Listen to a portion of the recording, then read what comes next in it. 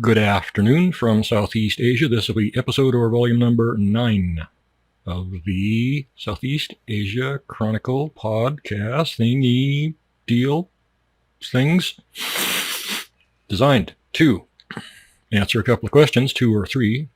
First one is, do you want to come to Southeast Asia? Lots of people do.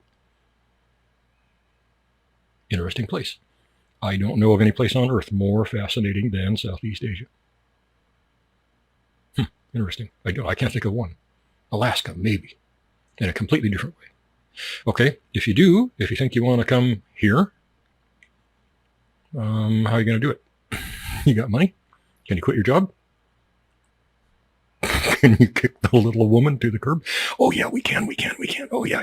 Remember there was a movie ages and ages. It might have been black and white. The hell was it? It was about some guy who got accused of killing his wife. It was a famous guy. What the hell was his name? It was a great movie. Anyway, this guy, middle-aged, normal guy, got accused of killing his wife. And she was gone. They couldn't find her, no body. And they charged him, took him to court for murder, I guess. And it was a little bit of a tongue-in-cheek thing. And they went through the trial, and the jury was kind of, God, we don't know. There's no body, but it kind of looks like he did it, and back and forth like that. And then finally at the end, I think it was his attorney, he gets up and he says, looking at the jury, and he says, I want you to imagine this. All you got to do, the jury was like all guys or something. And he says, I want you to think about this. Let's pretend, just for a minute, that right in front of you, there's a big button on a board. And if you push that button, nothing bad's going to happen to you at all. But your wife is going to go, whoo, gone, evaporated. No pain, no nothing. She'll go someplace where she's happy. We don't know. She's gone. She's into the corn, okay? She's gone. How many of you guys would push it? These guys all sat there. They looked around at each other for a second and they thought, and they got little stupid looking grins on their faces, and every single one of them reached up and went, click. Okay, it was a comedy movie, okay, but, if it was that easy, well, it kind of sort of is. If you have income that's independent from your wife, I'm not, come on now. Come on. The wives are getting out their knives and they're sharpening their fingernails. I'm not promoting dumping wifey, I'm just saying you can if you want to. How many guys do I know who, if they could push that button, how many guys would or wouldn't? I think 80% would. I know 20% of guys that I know, they're somewhat happy. They would probably say, no, I'll just stick it out, see what happens, see if she straightens up, Well, she ain't got no paisano. That's one thing I've learned in my long life with 10,000 freaking girlfriends. What you see is what you get. What you got after 90 days, that's what you got. That's all there is. There ain't no more. It's not going to get any better, ever. Probably. 1 in a billion, maybe. But probably not.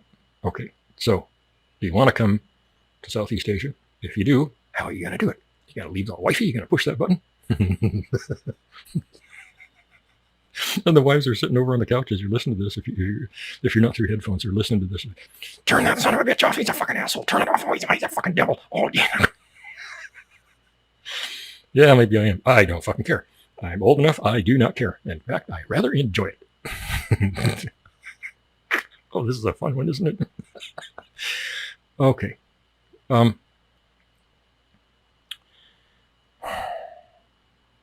You got money that's independent from your wife. Okay, let's say you got some money. You got some kind of income. You got some kind of pension. That if you vanish, your wife's going to divorce you, and then she's going to get some sleazebag goddamn attorney who's going to do his very best to take you to the cleaners, even in absentia. if you're positive your money can't be touched, what the fuck? Give them the house. Give them the fucking 2.3 cars and the 3.4 kids and the fucking mangy little dog and the 1.4 cats. Here you go, honey. Somebody close to me did that. The wife was just a raging goddamn bitch, and he's always screaming, "I'll take your house, motherfucker!" One day he went and got a quit claim, and signed it over to her and walked out. And that lasted about 4 months. She couldn't make the payments and lost it. You know. Now some wives are good. Most wives are half good. Some are really good. I am to the point in my life now. I mean, you want to talk about experience. I was married 40 years last one day. She passed away. I have had literally hundreds of girlfriends. I tried to make every single one of them long term. Now I got a cat. I'm happy.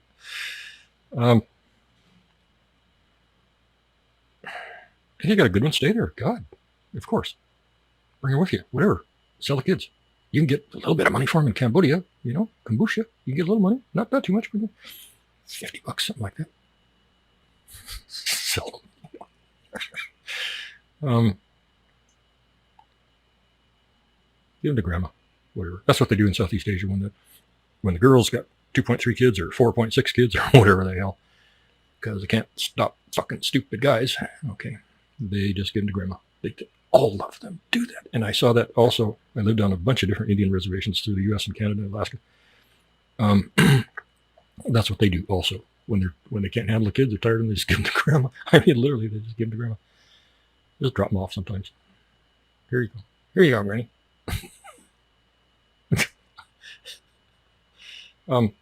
If the wives are shit, of course, get the fuck out.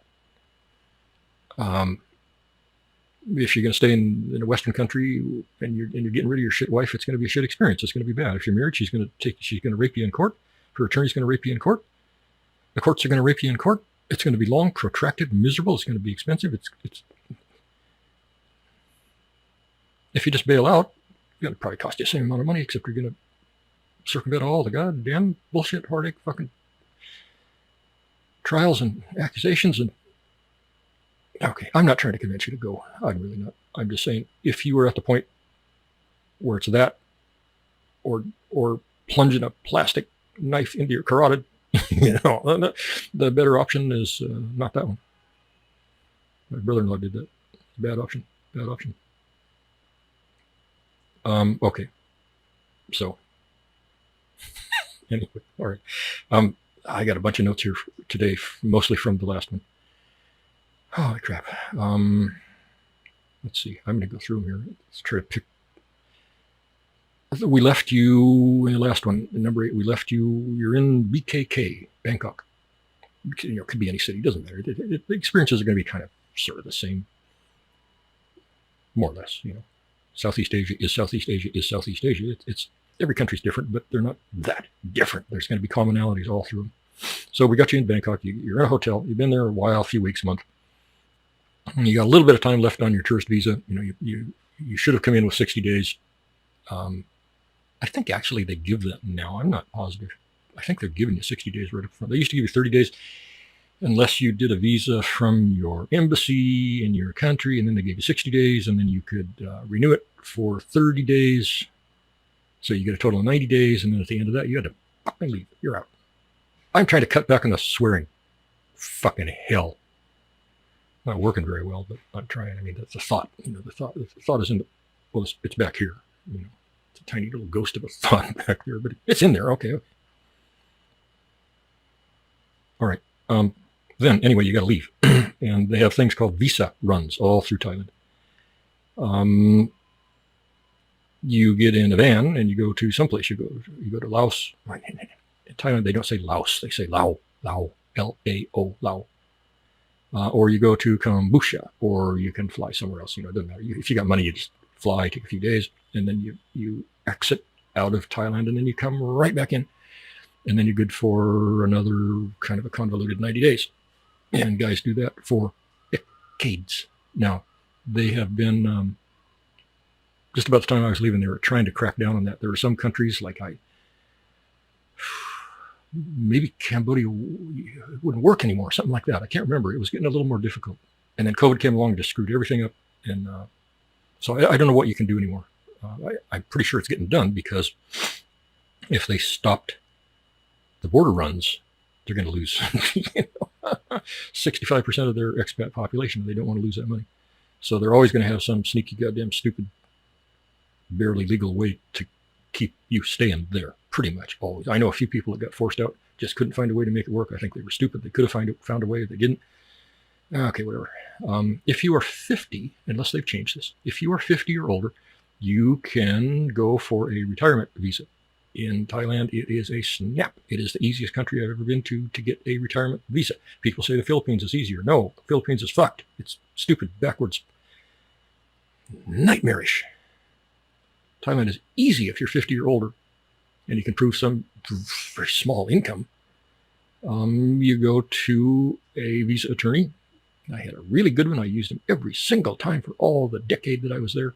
And you just go to him and you drop off your passport. You pay your $600 once a year. A few days later, he calls, get your passport, got a new 1-year visa. You're done deal. They do have a stupid ass thing where every 90 days you have to do, well, now it's called online reporting. It never, ever worked right online. You had to go in person to an immigration office and stand in fucking line. Fill out this little form thing, give it to them. They finally call your number and you give them the form and you go sit down and they rifle through your passport and they stamp you, okay, you reported for 90 days. It's not a renewal of your visa. It's just, you're just saying, here I am. I'm here and I live here now. Same address I had 90 fucking days ago. Jesus Christ, they're anal retentive about this shit. And it drives you crazy. It just drives you insane.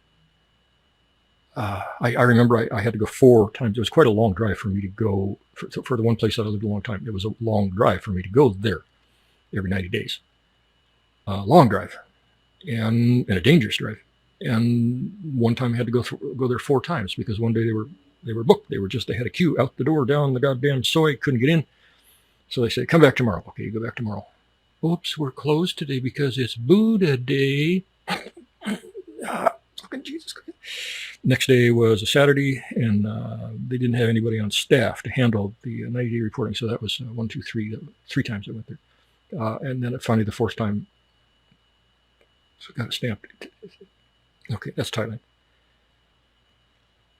And you just wonder what the hell they're thinking. Are they consciously trying to drive people out of the country? Well, yeah, some of them are. Some of them really, really, really don't want phalanx there. And they will do anything to frustrate them to the point where they just leave. They just say, fuck you. That's it. It's just too crazy. Then they leave. So yeah, that's a factor. Now, anyway, just about the time I was leaving, they finally got the online reporting to work.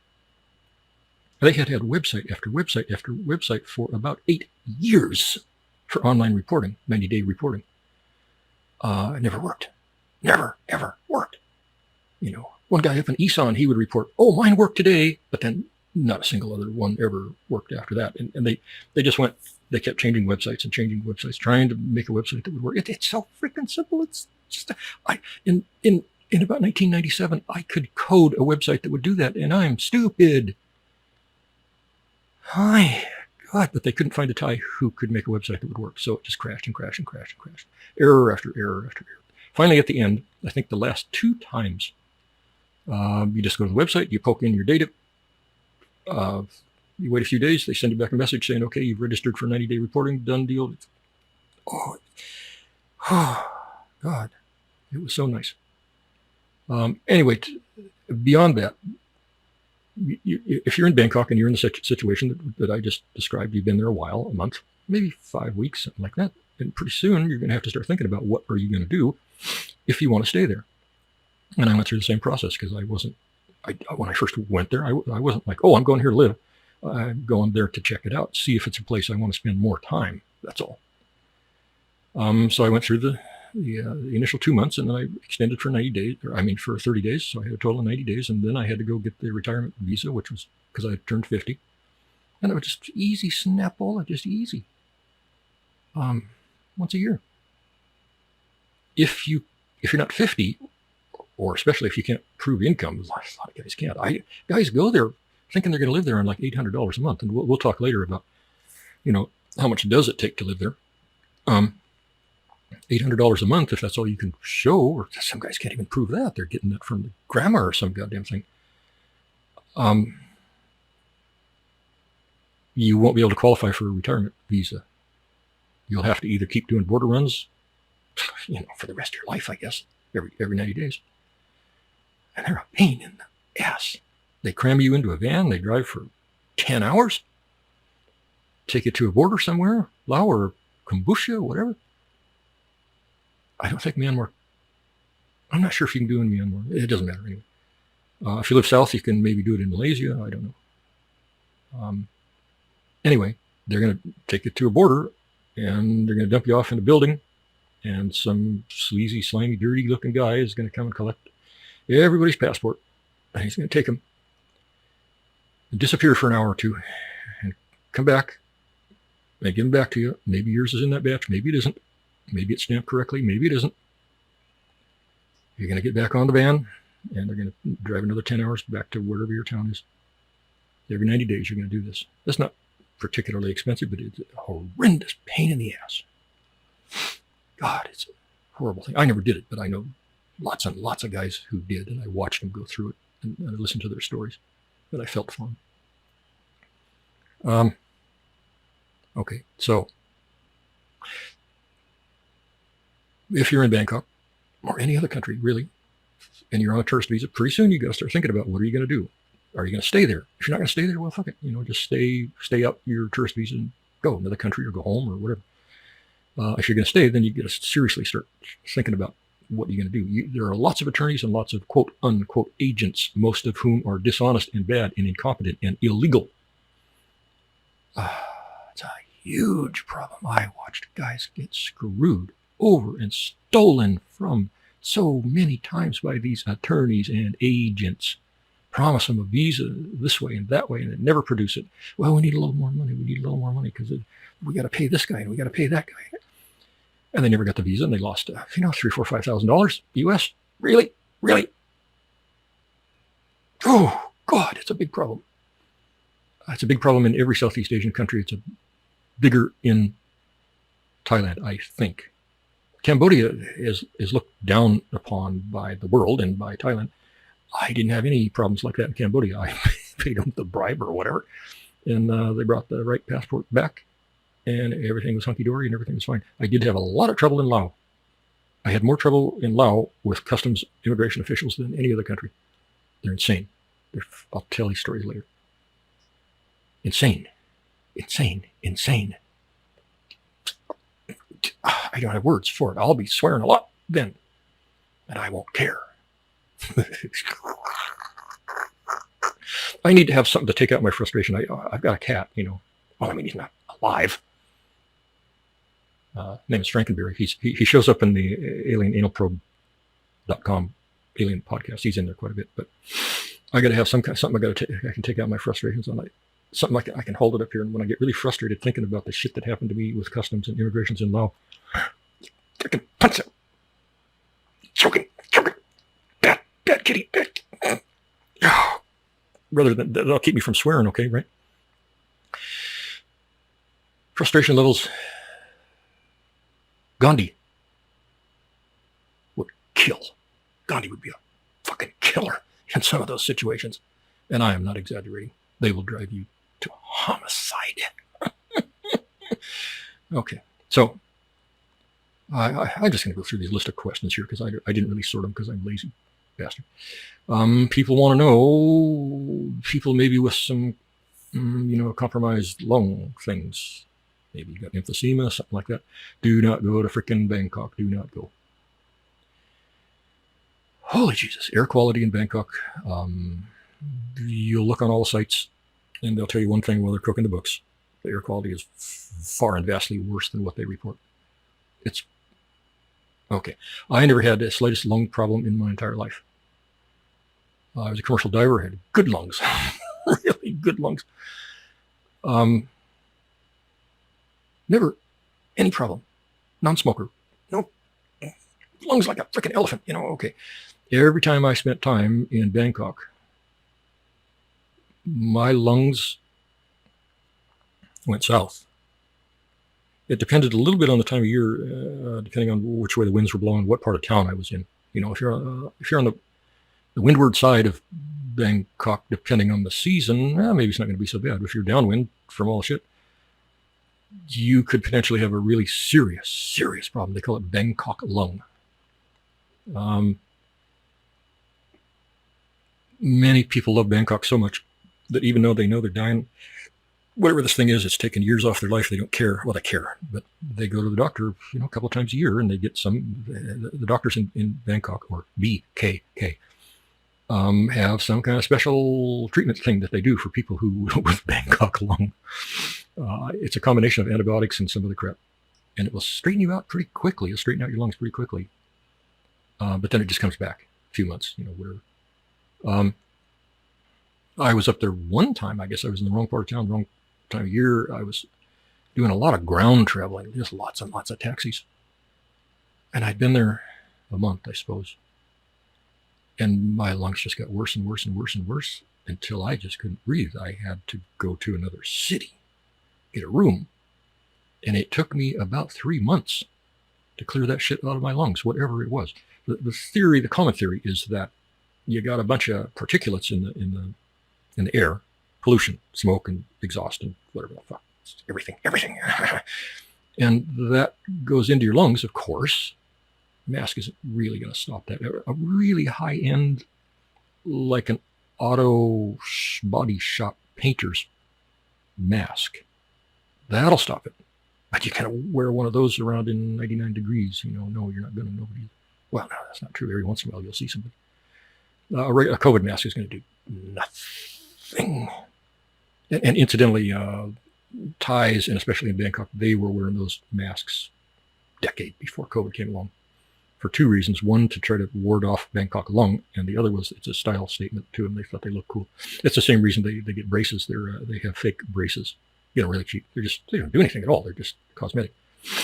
The girls think it's a style statement. They look cool. So you see all these girls walking around with these different colored braces. Some of them are real, trying to straighten out their teeth. Most of them, probably 94%, are fake. Okay, so I had a number of friends who came to visit from a Western country in Bangkok. And God, 2 or 3 of us, we went up there one time. We were in the taxis a lot. And within 48 hours, I had Bangkok lung.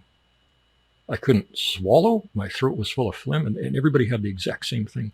So it was just a bad time of year in a bad part of town. And I was really, really sick. It was getting hard to breathe after 48 hours. And I was getting panicky. I was thinking, geez, I got to get out of here. We were going to stay there a week or something. No, 48 hours or within 72, we were out of there. And we were all deathly ill for Bangkok lung. I had another friend who came to visit. He was up there for, how long? 4 or 5 days. We were up there together. He got deathly ill. And then he went to another town with me, stayed deathly ill for the remainder, for another month or so. After he left Bangkok, he stayed sick. He just couldn't kick it. He's just wheezing and felt terrible and fever and couldn't breathe and full of phlegm. And he went home on schedule. He stuck it out, went home on schedule. But being outside of Bangkok, to a whole other city, 200 miles away, it didn't help him at all. He finally went home and just stayed sick. He stayed deathly ill for like another 2 months. And finally, okay, I'm not going to kick this ever. I guess I'll die from it. He went to an American doctor. And the American doctor said, holy crap, we've never seen anything like this. And they started hitting him with all kinds of stuff. Well, they should have just called up a Bangkok doctor and said, what are you using? Well, they wouldn't do that because American doctors know everything, God. Anyway, it took him another few months to treat him for this Bangkok lung thing. And he finally did get over it, but it was a long, long haul. Anyway, I started to say, the particulates in the air coat the inside of your lungs. And at this point, they're just poison. They're not bacterial. They're just poison, chemical poisons, and they'll make you feel really shitty. And they will trigger some mucus responses in the linings of the lung. And normally, when bacteria comes into the lung, this is my understanding of it. I'm not a doctor. I did operations on horses. None of them died. No horses died in the making of this video. They all lived, but I always wanted to do operations on people. Never got around to it. Okay, so you got this poison in your lungs from the toxins in the air. It creates a mucus response inside the lungs. And normally the lungs you got bacteria going in there every breath. You got bacteria going in there. In the lungs, they say, oh, bacteria. They do something to it. They deal with it somehow. Okay. With all this mucus in there, well, in the first place, they're weak because of the toxins. Second place, they got all this mucus and it prevents them from doing whatever they normally do to deal with the bacteria. And the bacteria says, oh my God, this is a petri dish. Oh, happy days. And they just start breeding like little, can't think of anything clever. Teenagers, I don't know. And they take over the lungs. So you got two problems. You got three problems. You got the toxins, you got the mucus, you got the bacteria. Even if you get those lungs out of Bangkok, so you're not introducing new toxins, the bacteria is still there, and the bacteria is saying, oh, we're so happy here, please don't make us leave. And you'll stay sick. And I suppose a weakened immune system is just going to die. And people do very, very, very, very regularly. They die from lung problems like that. Okay, you go to Beijing or something, it's far worse. But Bangkok is plenty bad enough. So think about that. If you have any kind of compromised lung function, the rest of Thailand is pretty much okay, except if you go into the northern parts, they do the rice. I think they burn the husks or something every year. All across Isaan, northern Thailand, any place with rice fields, they burn them. And in the south also. Huge fires can actually interfere with airline traffic. And that smoke, it's not full of poison, it's not full of toxins from Bangkok, but it's full of other shit, and that will kill people also. The Thai solution to that was to come through small towns with fire trucks and hose down the streets. Oh yeah, that'll fix it. That's what they did. They spent millions on that. Hose down the streets. Okay, in this smoke fog thing. I mean, you might not be able to see 200 yards because of this rice smoke.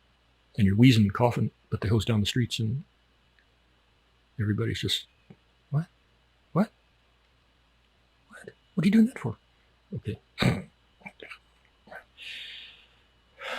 Okay, so air quality BKK. There we covered it the best we can. Most of Thailand is not a problem.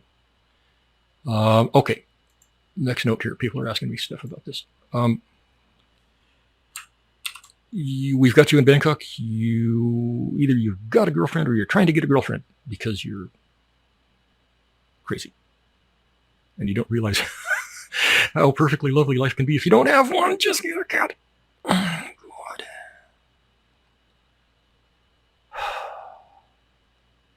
I'm to the point where I don't know that I will ever have another girlfriend. They are just so much trouble. I had one good one and I figured, okay, that's it. I was lucky. Really lucky. Really lucky. For 40 years minus a day. And that's all I probably deserve. So I'm just better stay alone. Almost always. And if you're smart, you will too, but you're not smart. So you're looking for girls or you found a girl. Okay, and you're trying to talk to her and you can't because the language is so alien. And it's not just the language, it's their whole, it's the way their brains are hardwired. Hardwired. Some of their insanity is learned, but a lot of it is hardwired in the brain. I had Thai friends in the U.S. before I ever even thought about Thailand, and my decision to go to Thailand had nothing to do with them. We never even talked one time about Thailand. And a number of them, a number of siblings had never been to Thailand. They didn't speak Thai. But They were off. They were off. They were off kilter. They were off. It's like I told you, I remember the old Batman series, the original Batman series, when they were showing the bad guys, the Joker or whatever, they would take the camera and they would cock it 30 degrees, so everything just looked weird and uncomfortable and you didn't like it. Okay, that's what it was like being around these Thais. They're off. Okay? Some are more off than others. So you're trying to communicate with this girlfriend, whatever, entity. Satanic entity that has trying to attach itself to you. And you haven't learned enough Thai yet. Or any other country. You haven't learned enough Khmer, you haven't learned enough Laotian, you haven't learned enough Tagalog.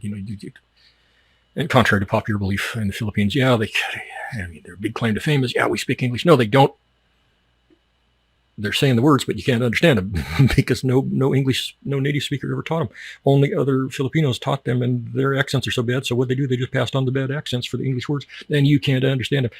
Ordering from a restaurant is vexing, okay, in the Philippines. But in Thailand, it's going to be worse. So you resort to Google Translate or some other translator. Some are better than others. Google might be the worst. Just about everything Google does is the worst. As far as I'm concerned, it's a failed company. They're making money because they're sneaky and tricky and dishonest. Other than that, they're almost worthless. Okay, so if you type something to your girlfriend and you're smart by now, no more than 5 words tops. That's our limit. And you type over to her, we go eat now, okay? Kimasabi. And her phone goes ding, and she looks and she reads it, and she scowls at you like, you fucking pig fucker. Please, I'm trying not to swear, but pig fucker, piece of shit, I'm gonna fucking kill you. Oh God, I made a big mistake coming to your condo, you piece of shit. And you're like, what? What? What? I asked you if you want to go have a nice meal. You doing what? And okay, you take what you sent to her and you reverse it. You translate it back from Thai to English. It's going to say, I want to fuck your mom. I mean, really? I would say somewhere around half the time, if you refer to a he in Google Translate, it's going to say a she. If you refer to a boyfriend, it's going to say it's a girlfriend. Google Translate, it's like they threw some token translations in there and just said, that's good. They'll figure it out. No. I positively guarantee Google Translate is solely responsible for the breakups of thousands upon thousands upon thousands of relationships in Thailand. Now, some other languages, they're not so bad. They do better with Tagalog, for instance. Spanish, French, But Thai, no. I don't know why they can't get it figured out. He is a he and she is a she. Well, not really, but if you use the word he, they should not turn it into the word she, okay? Because they don't know any better. It's a really big problem.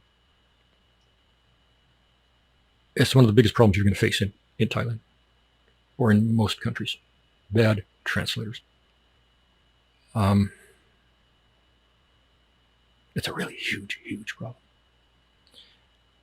Okay, so we've covered that. And I don't know any solution to it except just take 2 years and learn Thai. Okay. People want to know how bad is the crime in BKK, or let's just say Thailand.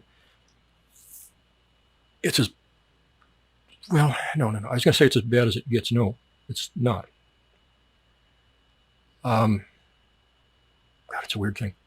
Yeah, there's crime in Thailand. It's not blatant in your face like it is in any Western country. I was to the point in Western country, US, Canada, I was at the point where if I wanted something from a 7-Eleven ice cream bar, whatever the hell, I wouldn't go there after about 7 o'clock p.m.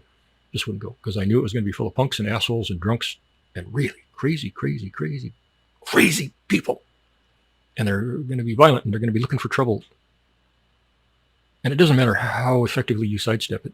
they're just going to get back in front of you and try to make trouble.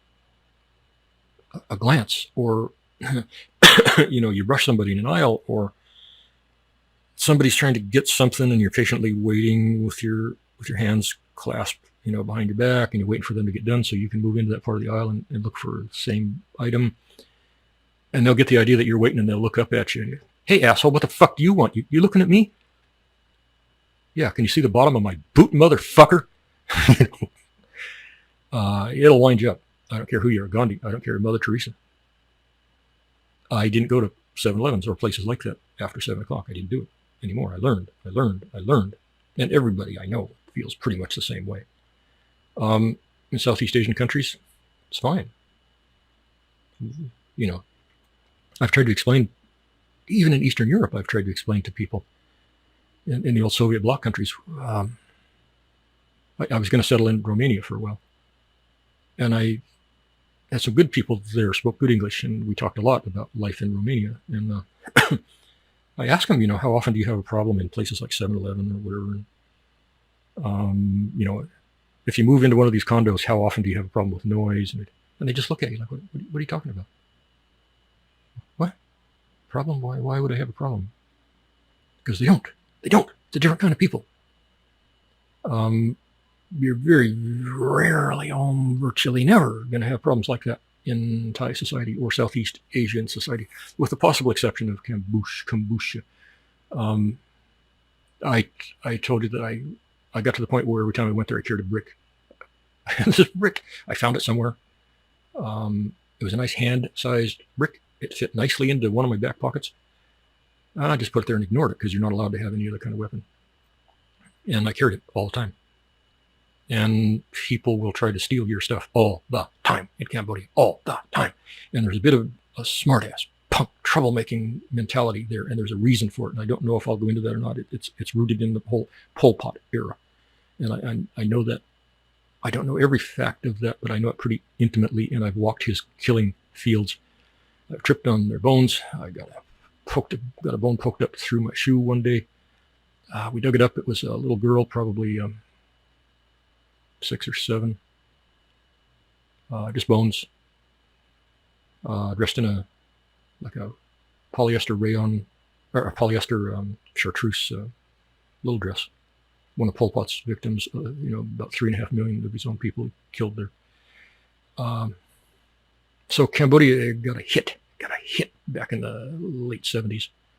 Got hit really hard. He took all the quality people out of the society, and what was left was people with no training, no education, no nothing, and that kind of bad bacteria kind of flourished, and so they have a Cambodia today that's rough. It's rough around the edges. It's quite rough. So you can have a lot of trouble there. Anyway, I used to take this brick and I hid it in a place outside of whatever hotel I was in. I would find some little place outside of the building where I'd hide this brick. And then in the morning when I went out, I'd pick it up and spend the whole day with my brick. And that worked pretty well. If I started to have trouble, I would just casually take it out of my pocket. And that usually stopped the problem. And then somebody stole it. So, somebody saw me put it in my hiding place and thought, oh, that must be something valuable. And stole my brick. I mean, you could go get another one, but, it was disheartening anyway. Okay, crime in Bangkok, it can be really goddamn rough. I saw a video of a guy. He's in a little office kind of a thing. He's robbing the place, probably going to get $10, Thais are kind of socially conscious, and when they see bad things in society, they'll very often speak up about it. Say, hey, don't do that. That's antisocial. Don't do that. That's bad for your people, like that. And there was a woman in there, really pretty girl, late 20s probably. Maybe she was an office worker in there. I'm not sure. I got the impression she was in there like picking up a package or something like that. And this guy was robbing some people or doing some damn thing in there. And she spoke up and she said, hey, don't be doing this. This is bad. This makes the Thai people look bad. And he just grabbed her around the head and pulled her forehead close to him, put a revolver at her forehead and went pop. And she went, oh, I didn't think he was going to do that. And then, of course, she's dead before she hits the ground. Another woman there was at a bus stop. She had a ring on. Bad people came, wanted the ring. She either said no or they couldn't get it off. Probably they couldn't get it off. So they sawed her finger off there at the bus stop. Bad shit happens there. They got their share of serial killers and pedophiles, and bad shit happens. I felt pretty safe in Bangkok, maybe because I'm stupid. I walked through the slums. I took pictures. I carried huge, 400 millimeter goddamn cameras worth more than a Thai would make in 5 or 10 years in one camera. I never had the slightest problem, even at night. Never had any problem at all. But I could have at any given second. I did that all over Southeast Asia. Never had any trouble. Well, except in Cambodia, but I didn't have serious trouble in Cambodia. That brick was somewhat effective. And if you're a Falang, I'm almost 6'3", 230, 240. I used to be in shape. I look like I'm still in shape. I'm not. I could get out of a wet paper bag with a knife. But I look a little intimidating. And Southeast Asians are going to be 5'5". Even if there's 2 or 3 of them, they're starting to think, maybe can we do this? Can we do this? And I had to back down quite a few in Cambodia. And it worked. Luckily, it worked. But so crime is there. The crime mostly is of the scammy variety. Thais are sneaky. Well, Southeast Asians in general are sneaky people. They're sneaky. Some countries are worse. Philippines are worse. Sneakier. Sneaky is as sneaky does. Okay. Thais are plenty sneaky, though. And they prefer to sneak around in the shadows and try to get over on you that way, as opposed to just coming at you one-on-one. And if you have a problem, don't ever fight them, because even if you are absolutely very clearly in the right, every Thai from quarter of a mile is going to come and join them and help them and say that you started it every single time. Every time. I don't know how to get that across to you any more strongly than that, but you need to suck that up. In any kind of a conversation, do not raise your voice. Do not give dirty looks. That's an invitation for the entire crowd that's watching to be on you. I don't care how right you are. You walk away. You just walk away. You just give them a why. Sastikab. You walk away. That's it. That's it. Every single time you're going to do that. Because you're going to be wrong. It doesn't matter what they've done. You're going to be wrong. Man, this is just hot today. 2 air conditioners going. Oh, jeez. Boy. Okay. We're still monsoony, so it's really, really humid. It's like 99% humidity and spitting rain and, probably 95 degrees. Even with the air cons going, they can only take so much humidity out of the air. It's just, this is the hot, monsoony, wet time of year, so, it's expected. You do not argue. I have backed down some Thais. I have backed down groups of Thais. It was stupid. Don't do it. Just walk away. And if you can't choke that stuff down, don't go. In Cambodia, it's different. There was a guy, years ago, Falang. Hell, he's in a tuk-tuk. I believe. Yeah, he's in a tuk-tuk. Now they have wire cages around all the tuk-tuks, because if you're in a tuk-tuk and you're stopped at a light or you're going slow, the crooks will run up and steal whatever you got in there, or try, or, put you at gunpoint, demand your money, whatever. Well, screen's not going to stop that. The screen stop them from grabbing your luggage anyway. So anyway, this some Khmer guy, one guy, he ran up at a stop sign, grabbed like 2 bags out of the tuk-tuk in the back seat from this Falang, and started to run. And the Falang was on him. He was on him. This younger guy just on him, knocked him down, and they were fighting hammer and tong to the death. And the tuk-tuk driver, amazingly good guy, good Khmer guy, he jumps out and he helps the Falang, because he's pissed, because everybody in Cambodia is fucking tired of this shit. They really are sick to death of it. And they fought this guy, both of them together, for quite a while. It was a long, protracted fight. And finally, they got the bad guy done. He's on the ground. He's bleeding. He's fucked up. And I don't know if they called him. Somebody called him. The police just showed up. I don't know. And they got this guy, the bad guy, and they loaded him up. And he's beat up. He's bloody and he's black and blue and he's shit like that. You know, he's somewhat beat up. He's barely conscious. And they took him to the police station. And they kept him for a while, like 3 days, something like that. And then they announced, oops, he's dead. And they released the pictures of him. And he was beat up 10 times worse than the Falang and the driver ever did. He was a hamburger. And the police said, well, the Falang did it. And I know what you're waiting for here. They didn't do that. They said the Falang's a hero. He was defending himself. And they didn't charge him with anything. They buried the Khmer guy. And for years, what I'm told, for years, the Falang could not buy a cup of coffee or a beer or a meal. Everybody paid for it. Okay, in Thailand, that's not going to happen. The Thai is going to be right no matter what. You're going to be the bad man. So, yeah, these countries are different. Some of this stuff, when I was in Thailand, some of this stuff kind of grated on me because Thais are going to do bad shit to you. They are, because they don't want you there. The guys don't want you there at all. Not at all. You're taller. You're often handsomer. You have 100,000 times more money than them. You get all the hottest girls, and they're stuck with the leftovers, pretty much the leftovers, and they don't like it. Your motorbikes are nice and beautiful, and theirs are rusty fucking shit. You can go get nice food. They only got a watch from outside on the sidewalk. They don't like you. Thai guys do not like you. None. Don't try to make friends with them. I know people who have. I know like one case where the Thai guy turned out to be a good and faithful friend. Okay, having said that, I did have one good Thai friend, except he wasn't Thai, he was Chinese. He was born and raised in Thailand, but he was straight from mainland China.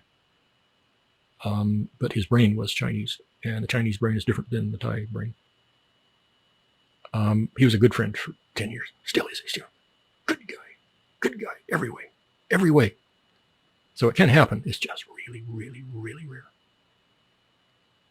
Philippines, you're going to make friends. You can make good friends. You can easily make male friends. No problem. Don't worry about it.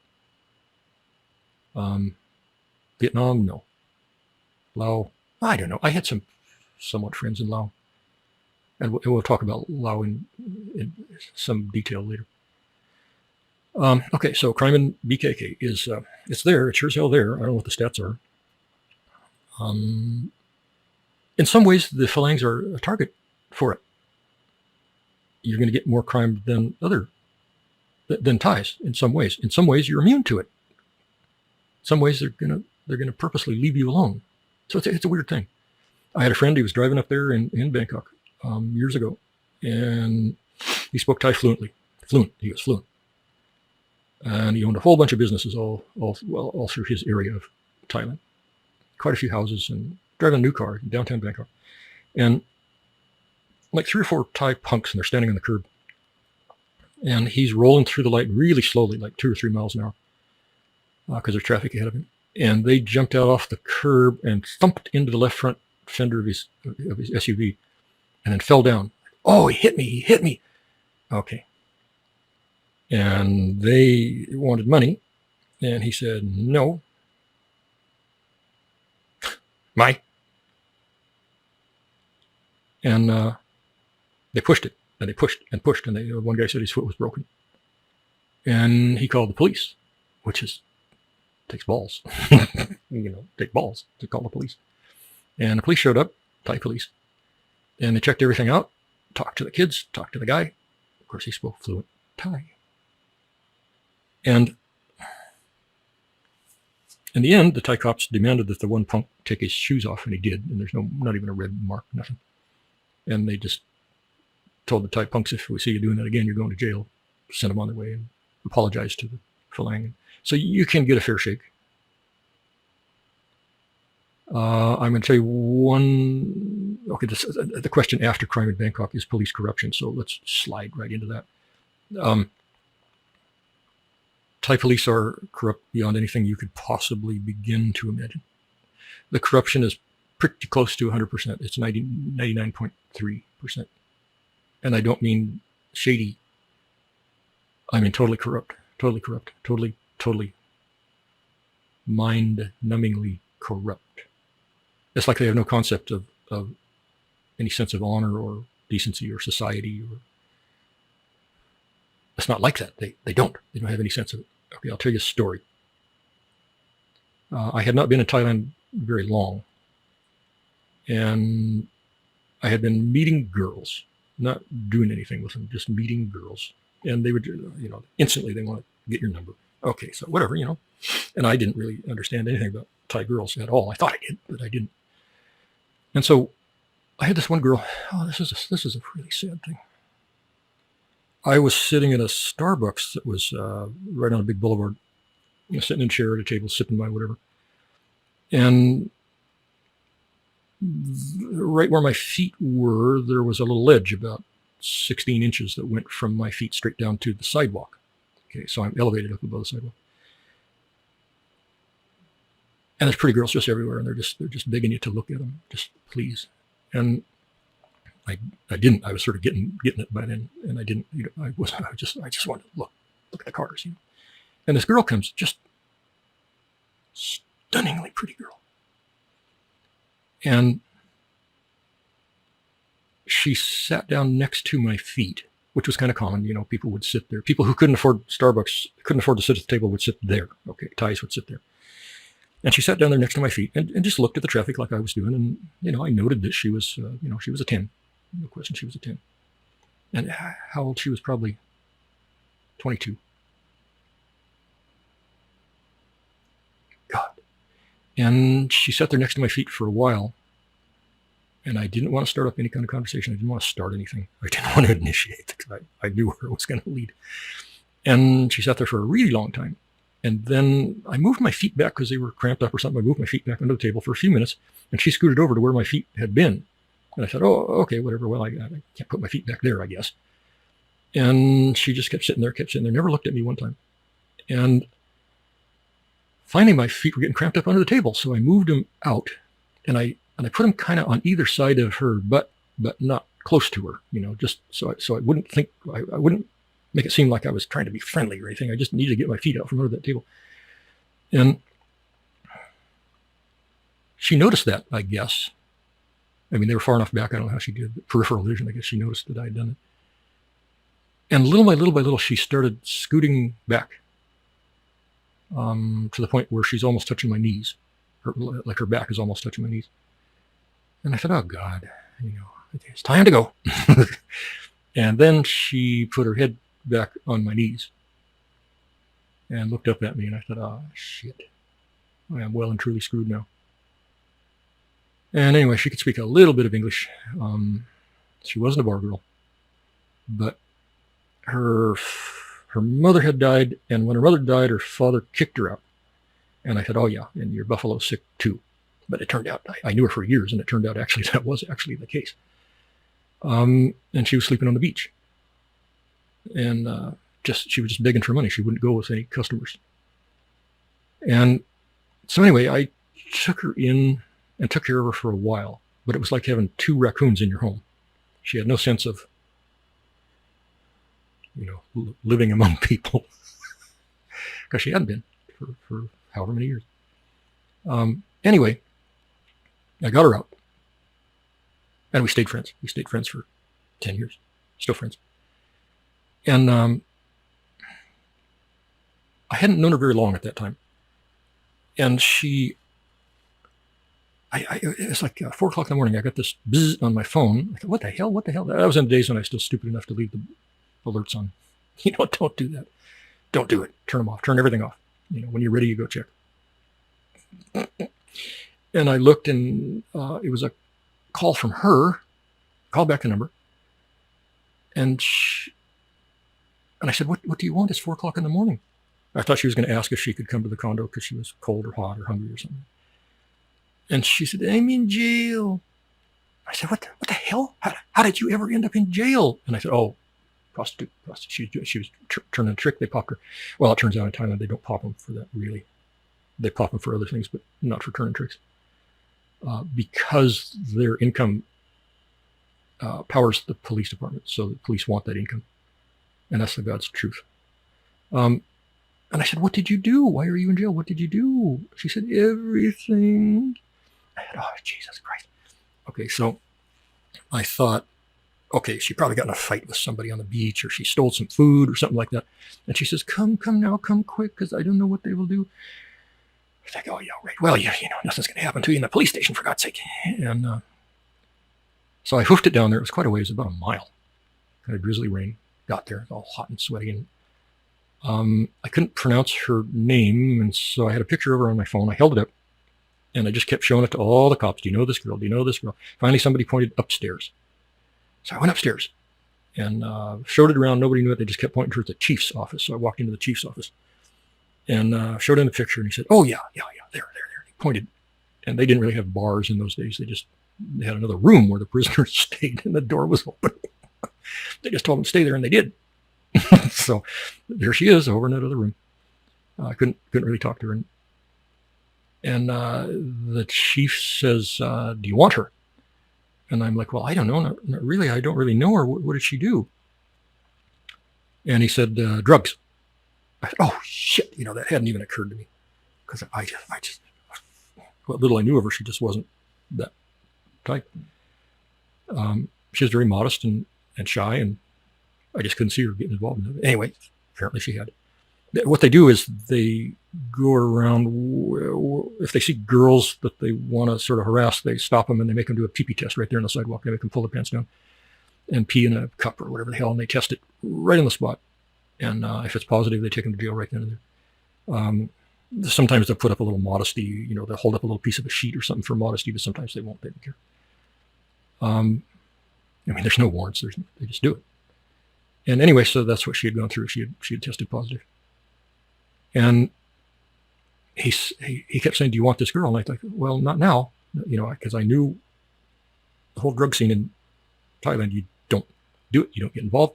You bail out somebody who's accused of drugs, and then they're going to associate you with some kind of drug trade thing, like, oh, she must be the accomplice, he's the accomplice, or he's the mastermind. You don't get involved. You don't fucking do it. You walk away. And I said, well, no, if it's drugs, no, I'm done. I'm out. And I started leaving. He said, well, wait. Let's talk for a minute. And he said, you can take her right now, and I will tell her she must stay with you. Well, if I wanted her, she would stay with me anyway. I can't have raccoons living in my condo. And just out of curiosity, I said, how much is the bail? And he said some outrageous thing. It was 50,000 baht or something, 1,500 bucks, something like that. And I'm like, oh, fuck, I thought, well, maybe if it was 200 baht, maybe I'd think about it. Probably not even then, because I don't want to be associated with it. And I said, nope, sorry, I'm done. And I started walking out. And he said, well, no, come on, I want to talk to you. And took me in another room. We sat down, and he's at his desk. Big desk, nice desk. And I sat down, and he says, well, where do you come from? America. Well, what was your work in America? And I said, federal law enforcement. And he's like, oh, then we are brothers. And I was like, no, not really. But he thought we were. And he said, how much do you want this girl? I don't want her. I'm not involved. I barely know her. No, I'm done. I'm sorry. She has to go to jail. Sorry, I'm done. And he says, well, okay, not 50,000 baht. Do you have 8,000 baht? I was like, no. And he says, okay, let's go to the ATM. We'll go to the ATM. I'll go with you. 8,000 baht. She can go. I'll make sure she stay with you a long time. No. 1,000 times fucking no. And God, he was hard to convince, because he was just going to put that money in his pocket. Oh, fuck. And I finally got through to him. I should have just walked out, but I was still some Western, wasteful manners. And I stayed and talked to him. And God. Finally, I did walk out and went down, started home. And I got about a block towards home. And then I realized, oh, son of a bitch. I left my iPhone on his desk. Shit. And I remembered he had commented, "Oh, that's a nice iPhone," because I had a battery case on it. It was the latest model and stuff like that. And he had looked at it. He said, "Oh, nice iPhone." I said, whatever, whatever. And so I'd forgotten it. So I hoofed it back there. I trotted back. Went up, walked straight into the office, didn't wait, just opened the door, walked in. And I was just going to snatch it off the desk and say, "Cup and crub," walk out, done. But it wasn't on the desk. And I said, "Oh, he must have picked it up, put it in his drawer." And I said, "iPhone, I forgot my iPhone." And he says, "What iPhone? I never see iPhone. What do you talk about, iPhone?" And there was about 5 male cops in there standing around his desk. They had been talking about some other issue. And they're looking at me and looking at him, and I knew goddamn well they knew about that iPhone. They knew it. They knew he had the iPhone or somebody had the iPhone. And they're just shutting their mouths because it's just corrupt. It's just morally corrupt down to the last molecule. And I didn't understand how corrupt at that time. And I pushed the matter hard because I was pissed. And I wasn't all that afraid of him. I should have been, but I wasn't. And I pushed it hard. And my voice is going up, almost yelling. Slapped the table a few times. "I want my iPhone. I want it now." And the other cops are kind of starting to edge around like, "Oh, we're not that we're going to have to subdue this guy. We're going to get to subdue this guy. We hope he does something." They're just itching. And I picked it up on that. And finally realized I'd done everything I could do. I pushed it as far as I could. I thought, well, I lost an iPhone. Fuck me. How stupid can I be? And I walked out, went home, and had another phone, immediately locked up the stolen iPhone. And I also put a message on the screen so that if anybody booted it or tried to boot it, this message would appear right off, and it would say, "This phone is stolen. Reward, please call this number," which was my alternate number. And I thought, yeah, that's going to work. Jesus Christ. Start shopping for iPhones. And it was about a week later, I get this call. And it's some guy. Actually, he was a Thai guy. I couldn't understand it, but I had a girl there and she translated. And she said, this guy said he was a motorbike taxi driver. And he had a fare, he had a customer last night. And this customer made him drive him to like Rayong or something, which is far, 30 miles. Well, in the first place, motorbike taxis aren't allowed to go that far.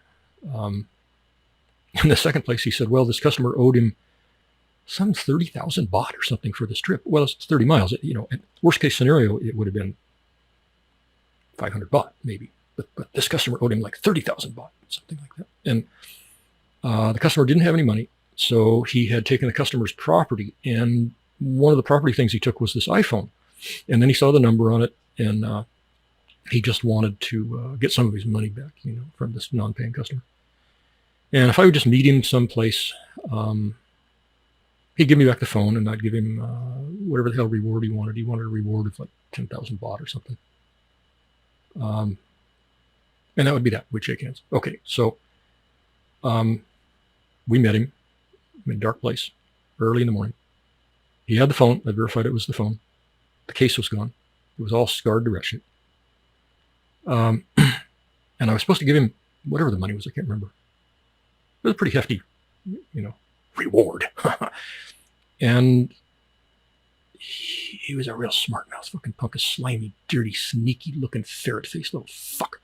And I just instantly hated him. And I got the phone, gave him the money.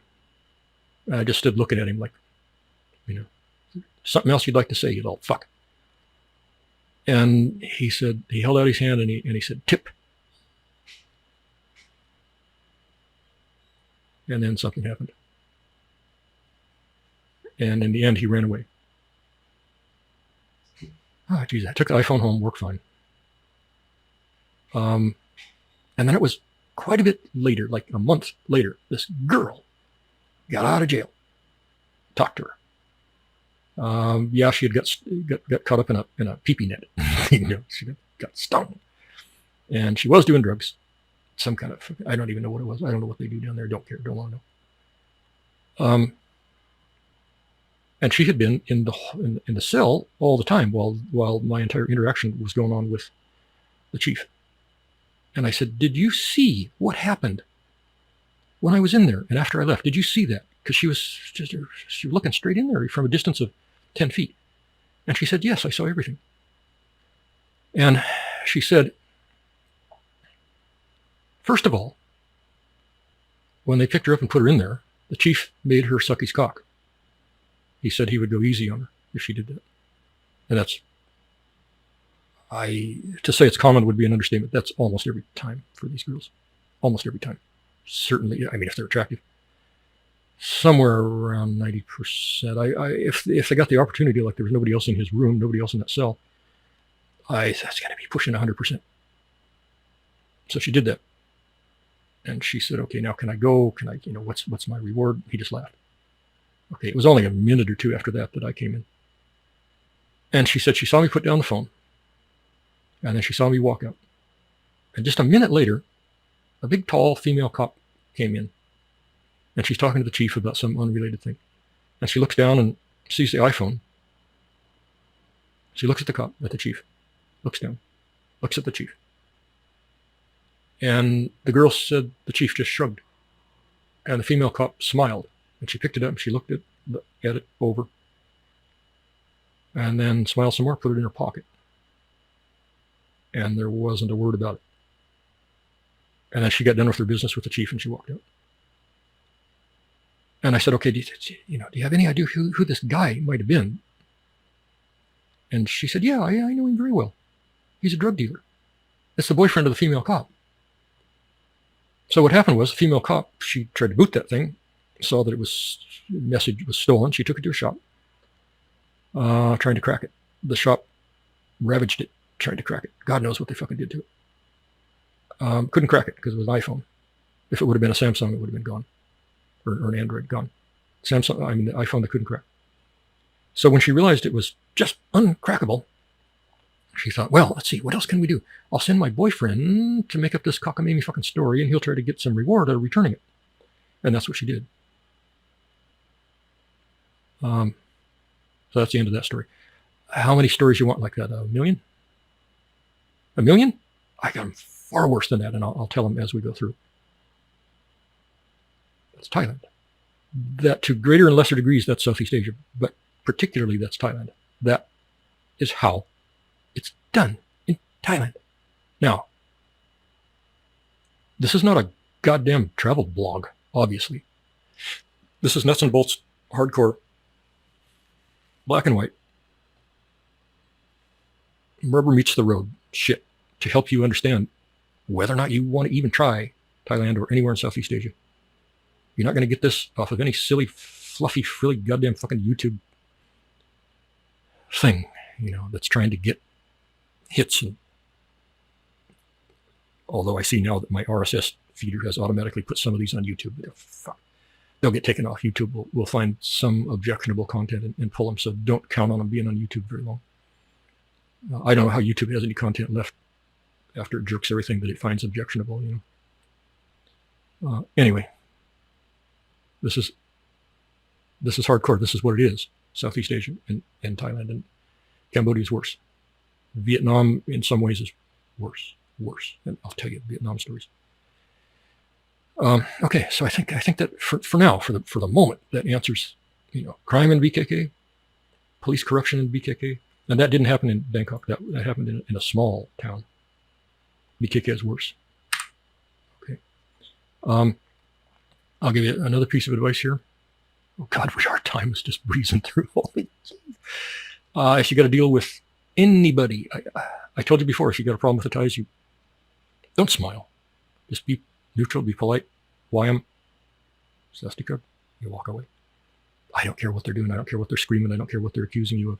They're going to forget you in 5 minutes. They're going to be on to the next. Choke down whatever pride you got going there, because it's not going to fly. It's not going to fly. That's maybe the most important piece of advice I can give anybody going there. You're a guest. If you're in somebody's house, you got invited to a dinner party, and you're in there, and the host starts getting drunk and he starts insulting you. What are you going to do? You got to fight him in front of his wife and kids, knock down the dinner table? No. You're going to say, okay, I'm sorry. We're not interacting well this evening, and I'm going to be going now, and you grab your coat as fast as you can, you get out. That's what you do. That's what you do in Thailand too. If you can't take it, you get out. All of Southeast Asia. Most countries also, but particularly Southeast Asia and particularly Thailand. In any interaction with the police, I don't care if they're saying they just saw you kill 5 babies. You're going to stay calm. Totally calm. You can be very slightly assertive and say, no, sir, I did not kill any babies. You're not going to show any anger. You're not going to raise your voice. You're not going to stare at them. You're not going to move towards them. You're not going to have an imposing body posture. You're just going to say, no, sir, I did not.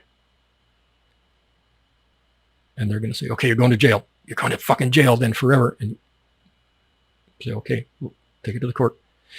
In Thailand, something like 92 or 94% of all Phalangs who are charged with a crime are found guilty.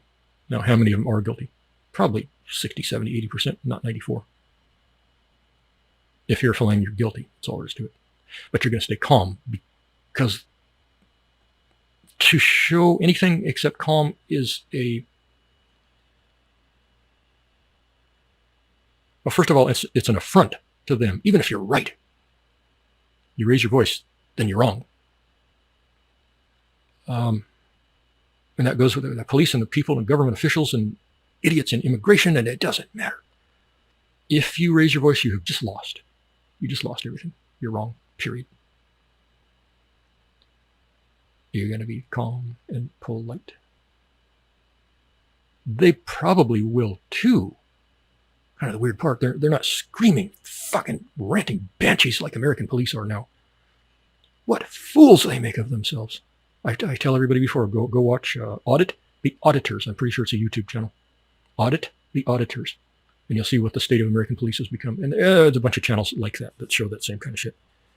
They'll pull somebody over for running a red light or 7 over the speed limit, something like that. And within just a very few seconds, they're screaming and bashing the windows out, for no reason. They're just wild animals, because that's all they can get now. There are not enough psychologically stable people in America to fill the positions anymore. They're millennials and snowflakes, and they're fucking idiotic lunatics. And that's what you got policing you. Well, in Thailand, it's not quite like that. I've seen Thai police do some pretty nice things. And we'll talk about those too. But you're going to be calm. I don't care what's going on. Whether it's the police or just socially, whatever. He who raises his voice loses the point. Period. You raise your voice, you're done. You've lost the argument. You lost the fight. If there was any part of the public standing around watching, and they're kind of on your side or they're undecided, you raise your voice. They hate your guts. Then you're wrong. Then you did kill 5 babies. You did. They saw you do it. Oh, God. Okay. Really, that's a huge point. God, that's so huge. Feet positioning in Thailand. Only Thailand. Thais has this insane little piece of circuitry in their brains that tells them feet are bad. Feet are the lowest point of the body, therefore the dirtiest point of the body. So you get your feet anywhere near a Thai, they're mortally insulted. You don't point your feet at them. If you're in a doctor's office or some damn place and you want to cross your one leg over the other, you better make goddamn sure that foot that's going up is not pointing towards any Thai. After a certain distance, it's okay. Like 5 feet is right kind of on the edge. Closer than that, no. They're going to be highly offended. I was on a bus one time going to Bangkok, and I was in the second row behind the driver. There was a guy in the first row, Phalang, and he's sitting there, and the driver is directly in front of him. And the driver's way down lower than him. And all of a sudden, the bus came to a screeching stop on the freeway. Pulled over on the freeway.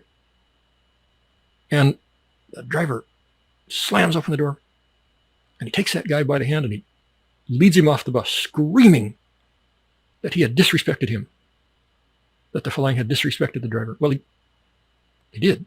He crossed 1 foot up onto his leg, and that 1 foot was pointing towards the back of the head of the driver, probably a distance of 18 inches. And the driver saw it, probably in the mirror, I'm not sure, probably in the mirror. And he was incensed and he went berserk and crazy. He threw the man off on the freeway and closed the door and we drove on. Feet in Thailand. I see stupid goddamn fillings. Idiotic fools going there all the time. You don't put your feet on a chair. You don't prop your foot up. Oh God, you put it on a table. Oh Jesus Christ, they freaking kill you. They could kill you. I mean, they literally could kill you. I went to a funeral one time at a big Buddhist temple. I was flying. Dead guy was flying. And hardly anybody showed up. There was like 8 of us. Nobody liked. But they went through the thing that the wife or whatever wanted a traditional Buddhist ceremony. So she had a bunch of monks. They were lined up along the wall and they had to chant some stuff for quite a while, like 30 minutes, 40 minutes, long, interminable time. And so they lined up there and most of us sat on the floor in front of them at a distance of probably 12 feet, quite a ways back from them, where we're on the floor, a bunch of us, like 10 of us on the floor. And so we're facing each other, we're facing the monks. And the monks commenced to chanting. And everybody else was sitting yoga style. Well, I can do that for a while, but not for 40 minutes.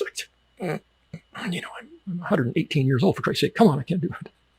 And so I was, after a while, after 30 minutes, I was starting to get fidgety and I was starting to rearrange my positioning because I just couldn't do it. And they stopped the ceremony. They just stopped the chanting and they're just staring at me.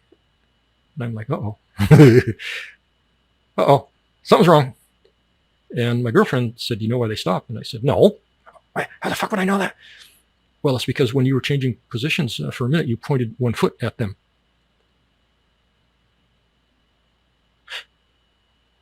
Really? I wasn't aware of it. I don't remember doing it. I mean, get the security footage. I want to see it. Oh, okay then. And I rearranged my body so that they were really, really in back of me this time, like turned halfway around. And she nodded to the monks and they started chanting again. Feet in Thailand. Read up on it. Okay, shoes in Thailand. You're gonna don't take any kind of lace-up shoes to Thailand. Don't do it. You're gonna be taking them off like every 4 minutes. You can walk around the malls with your shoes on, but that's pretty close to it. An awful lot of retail shops, you got to leave your shoes outside. Awful lot. Doctors' offices. God, it over the decades, it's getting to be less and less of an issue, but it's still pretty big. It's one reason Thais like the flip-flops, because they don't even have to reach down to get them off. They just stop, pull a foot out, leave them where they are, go in and shop and come back out, slip them back on. Not too many fillings like flip-flops. I hated them ever since I was a little kid. I couldn't keep them on. I don't know why. I'd be walking along with thongs, flip-flops, and then I'd realize, oh hell, I don't have them anymore. They're like 100 yards back. They came off and I didn't even know. So I don't get along with flip-flops, and a lot of guys don't. At least hush puppies or slip-ons or something like that. No lace-up shit, because it just drive you insane. Don't even take them. Don't take them. Leave them at home, sell them, give them away. Any kind of slip-on is fine, because you're going to slip it on and slip it off about. If you're out and around, going to weird places, 10 times a day, probably you're going to do that. Don't raise your eyebrows, even if you're being calm and polite. And you're having not even an argument. Maybe you're just disagreeing with somebody. Do not raise your eyebrows, because that is a sign of aggression. And that puts them into fighting mode. And then they're ready to fight. Raising eyebrows. Pointing your finger. You want to show somebody where something is? Don't. Point. You take your hand and you kind of put it up like that, and you say, okay, the place I'm talking about, and you don't even do that. It's over there. Okay, like that. It's like that. You do that. Oh, okay. You want to tell somebody to come here like that? No. But Jesus, I did that for years. I was living in Soys with a bunch of kids, and I was always buying stupid shit for the kids. Oh, every day I'd buy stupid toys and cheap shit for the kids. And I'd get home and I'd be happy I just excited. I want to give balloons or some stupid shit to the kids. And I'd see them running around outside and I'd say, hey, come here. And they'd look at me like, no, we ain't going over there now, fucker. And I'm like, what? You don't want the balloons? What the fuck? Sometimes they just never did get the balloons. Okay. Finally, I had a girlfriend who was highly critical of everything Falang, and she finally explained it. No, this is a sexual innuendo connotation kind of a thing. This is a sex thing. So they think you're a fucking pedophile. Jesus Christ. So you wanted somebody to come here, you hand down like this. Come. And they'll trot right over and they're happy to get the balloons. Okay. You're going to run into a million things like that. And I don't have time or space in these podcasts to tell them all. I got at least some shit for you to learn the hard way. Fighting with Thais, don't do it. You're going to lose. You got to lose. Because every Thai within a half a block is going to come and beat you up. I'll tell you later about some of the scams, particularly the jet ski scam in some of the touristy places on the beach. And I'll tell you a couple of things I witnessed there. With Phalangs arguing with Thais who were trying to steal from them. And they got beat up. One guy got beat into a coma. I don't know if he survived or not. You don't fight with Thais.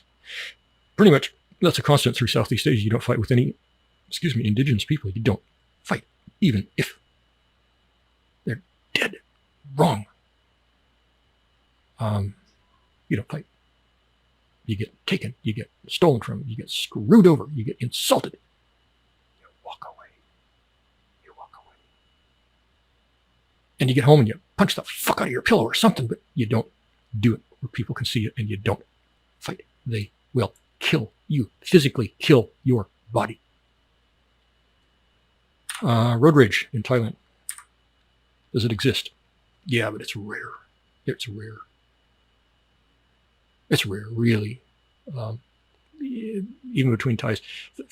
I would say I drove uncounted tens and tens and tens of thousands of miles, wore out countless motorbikes, crisscrossing Thailand.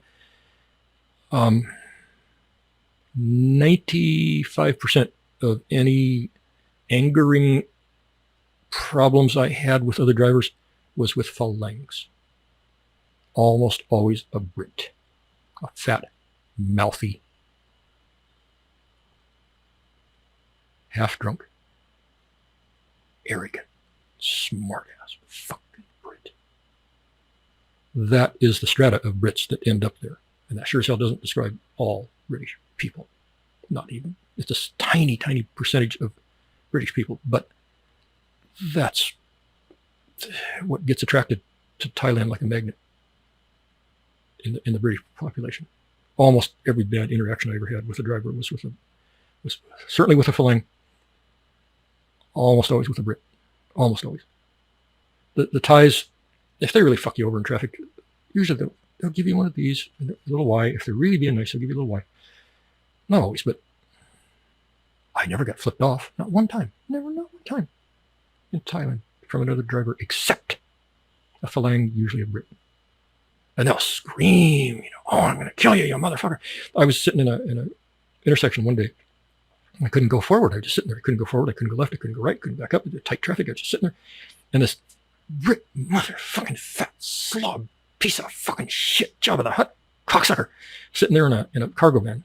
And he's like off to my left side, and he wants to go through the intersection. Well, he can't, because there's like 4 lanes each direction. They're all full of traffic. There's no way he's going to go through. He's got to wait for things to become uncongested. But he thought somehow he could get me to move, and then he could advance 3 more feet.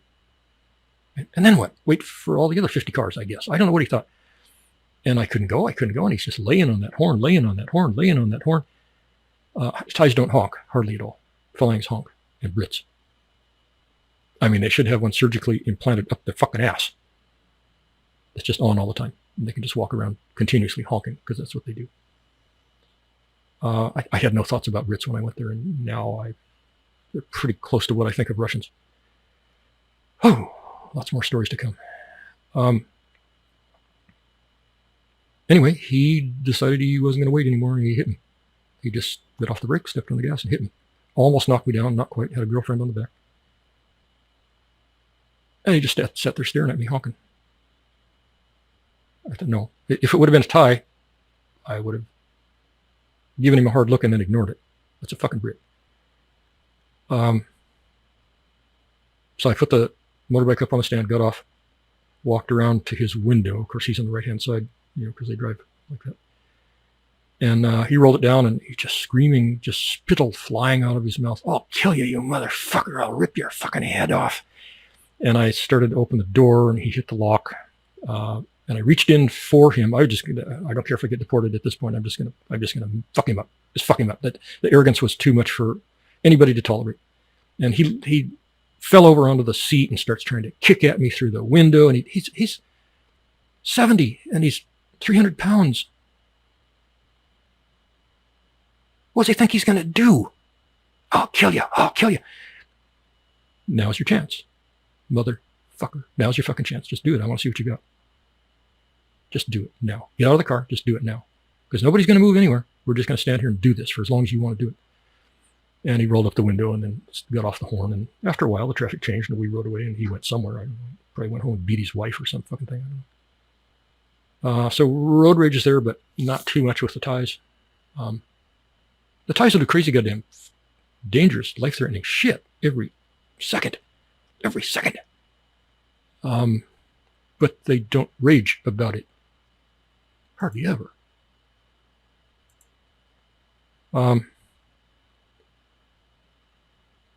Phalangs.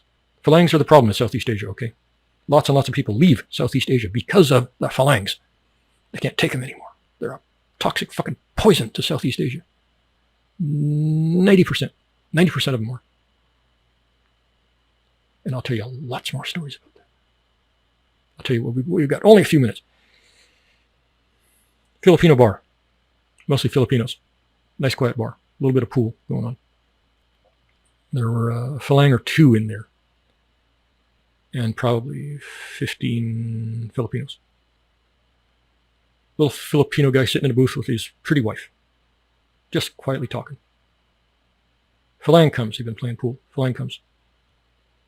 And starts hitting on the wife. Really just obnoxiously, crudely, suggestively hitting on the wife. Come on, baby, let's go. I got more money than this little fuck. Come on, I'll fuck your brains out right now. Okay. It's a traditional Filipino couple. And the Filipino guy, for whatever reason, he wouldn't stand up. There are plenty of Filipinos in there. Most of them didn't hear this. He could have gotten all their support, but he didn't. He's just like, oh, God.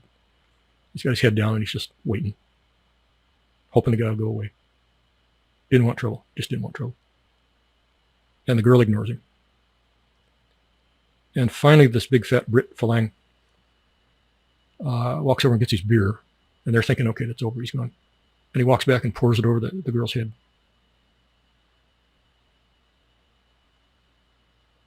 How are you going to react to that?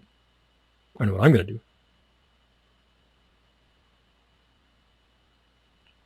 The Filipino couple did nothing. They just sat there. He went back to playing pool. Pretty soon they left. I wasn't in that bar at that exact moment. People told me. I'd be in prison. He'd be dead. And I'd be happy. I'd feel as though I did a good thing for society. And for the Filipino people. I wish they would stand up for themselves more than they do. Okay. So this was lots of tidbits all the way through this, and we're done. We don't have any more time. So this is number 9. All tapes are copyright 2023 by stockphotosworldwide.com. You can go there. Or now they're on the RSS. God, I resisted that. I didn't want to, but some of them made it onto the RSS feeds. Oh, fuck me. I don't like the RSS.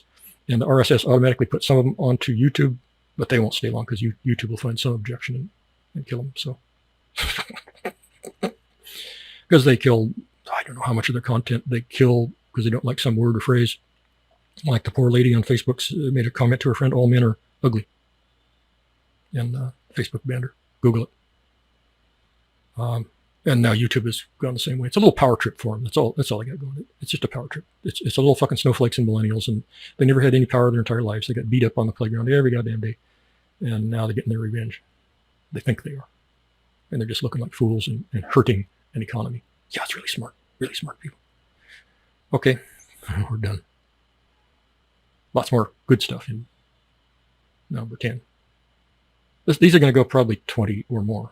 Could go as much as 30 episodes. I'm not sure. Oh, I got to quit. Okay, thank you very much. Good evening and good night.